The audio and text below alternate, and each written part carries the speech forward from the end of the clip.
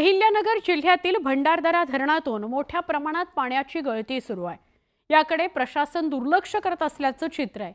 British काळात उभारण्यात आलेल्या भंडारदरा धरणातून शेकडो गावांना पिण्याच्या पाण्यासह शेतीसाठी पाणी पुरवठा करण्यात येतो।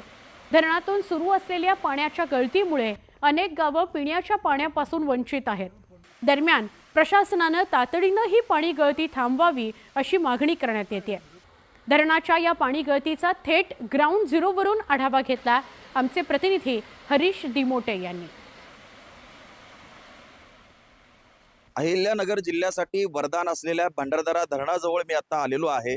आता मी जे चित्र दाखवतोय तुम्हाला, खरं तर ही धरणाची भिंत आहे आणि या जवळून जे पाणी कोसळतंय हा कुठलाही धबधबा नाहीये, तर या धरणाच्या भिंतीला लागलेली गळती आहे। इंग्रज काळामध्ये खरं तर या धरणाचं काम झालेलं आहे। 1918 साली हे धरण पूर्ण झालेलं होतं आणि त्याच काळातले हे जे वाल्व आहेत, या ठिकाणी 3 वाल्व बसवण्यात आलेले होते, ज्यापैकी 2 चांगल्या स्थितीत आहे। मात्र एक जो वाल्व आहे हा मोठ्या प्रमाणामध्ये त्यामधून गळती सुरू आहे आणि ही आज नाही तर गेल्या अनेक वर्षांपासून अशा पद्धतीनं शेकडो लिटर जे पाणी आहे ते वायाला जाताना दिसतंय। मात्र जलसंपदा विभाग याकडे डोळेझाक करताना दिसतोय।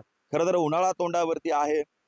हंडाभर पाण्यासाठी मैलून मैल महिलांना पायपीट करावी लागते। अशा परिस्थितीमध्ये हे जे पाणी आहे हे अनेकांना आधार देणारं ठरू शकतं आणि ही जर गळती थांबवली तर भंडारदरा धरणातून जी पिण्याची पाण्याची आवर्तन सोडली जात आहेत यावर देखील जो परिणाम आहे तो होईल आणि जास्त प्रमाणामध्ये पाणी या प्रवरा पट्ट्यामधले जे शेकडो गावं आहेत, तिथली जी तहानलेली गावं आहेत यांना होईल। त्यामुळं जलसंपदा विभागानं ही पाण्याची गळती थांबवली पाहिजे आणि धरणाची भिंत सुरक्षित करायला हवी।